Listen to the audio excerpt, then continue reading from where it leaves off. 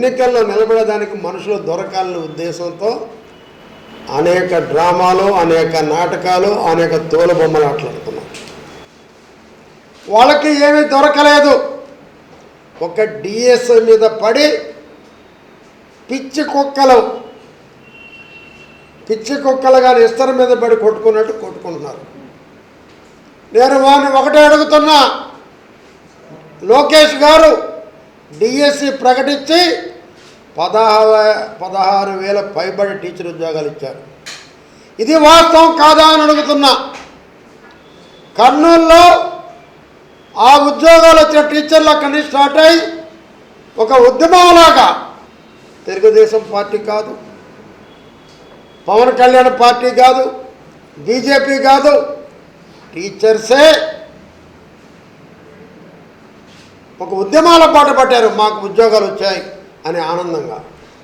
ఈరోజు 5 సంవత్సరాల వైసీపీ పరిపాలనలో చంపుకోవటం, దోసుకోవటం తప్ప ఏమి చేయని ప్రభుత్వం ఈరోజు మా నాయకుడు లోకేష్ గారు డిఎస్సి ద్వారా 16,000 పైబడి టీచర్ పోస్టులు ప్రకటిస్తే సమర్థించాల్సింది పోయి, హర్షించాల్సింది పోయి విమర్శలు దిగారంటే దాని మీద ఇక్కడ చంద్రశేఖర్ రెడ్డి కోర్టుకి 2 సార్లు పోయి భంగపడ్డాడంటే పసలేని ఆరోపణలతో, చేతగాని ఆరోపణలతో కోర్టు కేస్తే కోర్టు ఎలా స్వీకరిస్తుంది అనుకున్నాం. కోర్టు కేసేటప్పుడు గతంలో మా ఉచ్చే భువనేశ్వర్ ప్రసాద్ కోర్టు కేసాడు. గత మున్సిపల్ ఎన్నికల్లో ఆ ప్రభుత్వంలో ఓటర్ లిస్ట్ అవకతవకలపై ఎలక్షన్లు ఒకసారి ఆపాడు. నిర్దిష్టమైన ఆరోపణలు ఉండాలి. ఆరోపణలు లేకుండా కోర్టుకు 2 సార్లు వేసి వెనక్కి వచ్చారంటే మీరు ఓడిపోయినటువంటి దద్దమ్మలు కాదా అని అడుగుతున్నా. మరి ఆ ప్రభుత్వంలో జాబ్ క్యాలెండర్ రిలీజ్ చేస్తాం. జాబ్ క్యాలెండర్ కాదు కదా, జాబ్ బొమ్మలు కూడా రిలీజ్ చేయనటువంటి దద్దమ్మ ప్రభుత్వం వైసీపీ ప్రభుత్వం. మరి ఈరోజు లోకేష్ గారు ఛాలెంజ్ చేస్తారు, జగన్మోహన్ రెడ్డి గారు మీకు దమ్ముంటే చర్చకి రండి, దాని మీద మాట్లాడతాం. మీరు ఎన్ని ఉద్యోగాలు ఇచ్చారు, ఎన్ని పరిశ్రమలు తెచ్చారు మాట్లాడదాం. రమ్మంటే మాట్లాడరు. పనికి మాలిన ఉద్యమాలు, పసలేని నిరాహార దీక్షలు, ఉద్యమాలు చేత కాకుంటే మా దగ్గర మేము నేర్పిస్తాం ఎలా ఉద్యమాలు చేయాలో. మరి ఈరోజు కాకాని మాట్లాడుతున్నాడు, మమ్మల్ని అరెస్ట్ చేస్తున్నారు, మాకు పర్మిషన్ లేదు ధర్నాలు. కాకాని గారు, అరెస్టులు కేసులు నేర్పించింది ఎవరు? మీరు. పోలీసుని అడ్డంగా పెట్టుకొని ఈ రాష్ట్రాన్ని పరిపాలించింది ఎవరు? మీరు. మడ్డలు చేయించిన ప్రభుత్వం ఏది? మీది.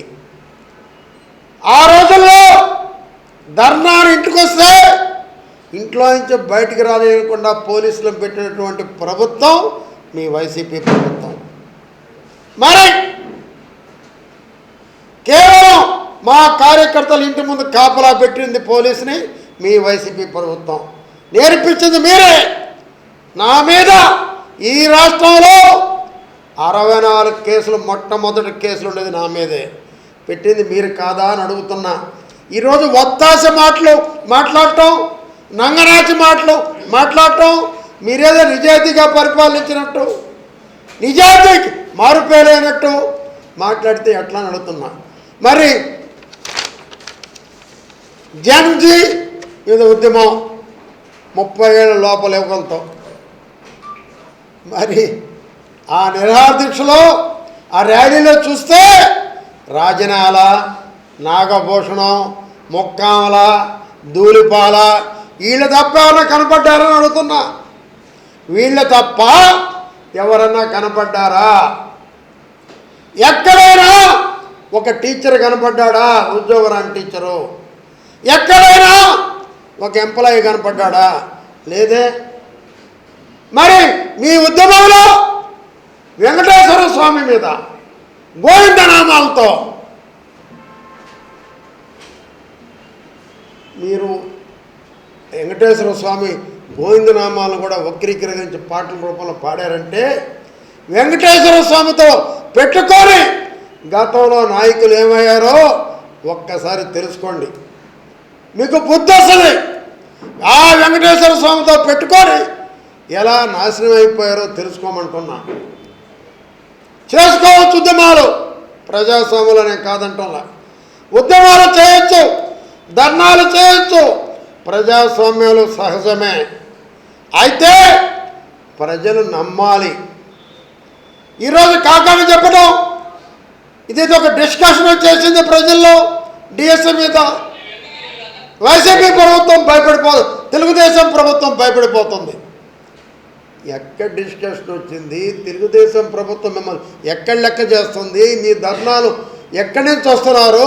రాజనాల నామపోషణలతో చేసే ధర్నాలు, కాలేజీల నుంచి మీ స్టూడెంట్లు తెచ్చుకొచ్చిన ధర్నాలతో తెలుగుదేశం భయపడటమా? మీదొక పార్టీయా?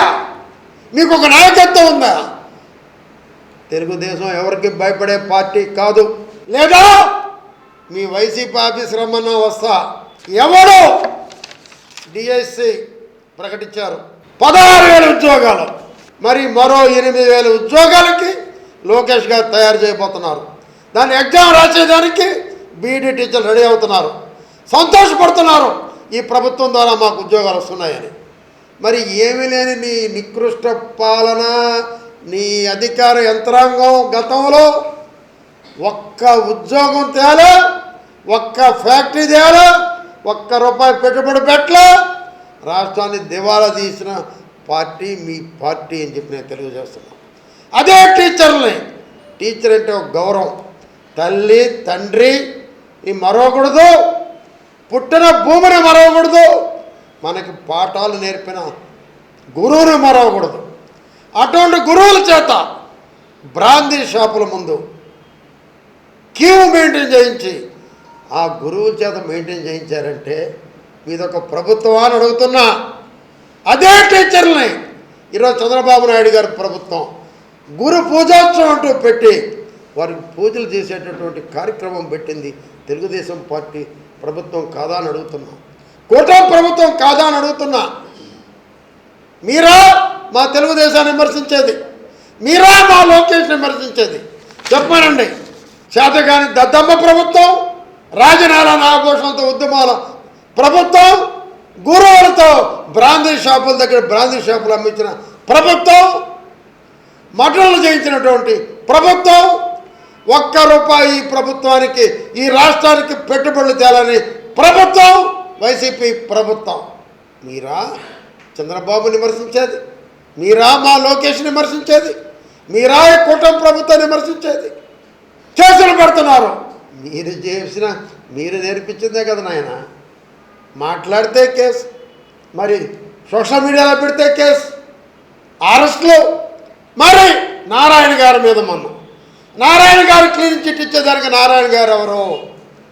నారాయణ గారు ఎవరంటే ఒక మంత్రి అండి. రాష్ట్ర ప్రభుత్వంలో క్లీన్ చిట్ ఇచ్చింది అధికారులు అని నారాయణ గారు చెప్పారు. తప్పేంటి? నారాయణ గారు ఎవరంటే ఏం చెప్తాం? దీని మీద సిబిసిఐడి విచారణ దేనికి? దేనికని 16,000 చిల్లర ఉద్యోగాలు ఇచ్చిందని సిబిసిఐడి ఎంక్వైరీయా? 8,000 ఉద్యోగాలకి రేపు రెడీగా చేయబోదానికి సిబిసిఐడి ఎంక్వైరీయా? లక్షలాది కోట్ల పెట్టుబడి తెచ్చేదానికి సిబిసిఐడి ఎంక్వైరీయా? నెల్లూరు జిల్లాకి అనేక ఫ్యాక్టరీలు వచ్చేదానికి సిబిసిఐడి ఎంక్వైరీయా? దేని మీద ఎంక్వైరీ కావాలి కాకాని? దేని మీద ఎంక్వైరీ కావాలి చంద్రశేఖర్ రెడ్డి గారు? దేని మీద ఎంక్వైరీ కావాలి ఆనం విజయ్ కుమార్ రెడ్డి గారు? చెప్పండి. వైసీపీ నాయకులరా చెప్పండి. తెలుగుదేశం ప్రభుత్వం కూటమి ప్రభుత్వాన్ని విమర్శిస్తే సూర్యుడి మీద ఉమ్మేసినట్టే. ఆ ఉమ్ము మీ మొహనే పడుతుంది. మీ ప్రభుత్వాన్ని ప్రజలు చేత్కరించేశారు. మీ ప్రభుత్వంకి వచ్చే ప్రశ్నే లేదు. మీది వెంకటేశ్వర స్వామితో పెట్టుకున్న వాళ్ళు ఎవరు బాగుపడలేదు. గత చరిత్ర చూసాం. హిందువుల మనోభావాలు దెబ్బతీసిన ప్రభుత్వం ఏ ప్రభుత్వం ఉండలేదు. తెలుసుకోండి, ఇప్పటికైనా తెలుసుకోండి. హిందూ సమాజానికి క్షమాపణ చెప్పండి. డిఎస్సి మీద చేసిన ఆరోపణలకి బేషరతుగా లోకేష్ గారికి క్షమాపణ చెప్పండి. దమ్ముంటే మీ జగన్ని లోకేష్కి చర్చకి రమ్మనండి. అక్కడ దమ్ము లేకుంటే నెల్లూరులో మాతో చర్చకి రమ్మని సవాల్ విసురుతున్నాం.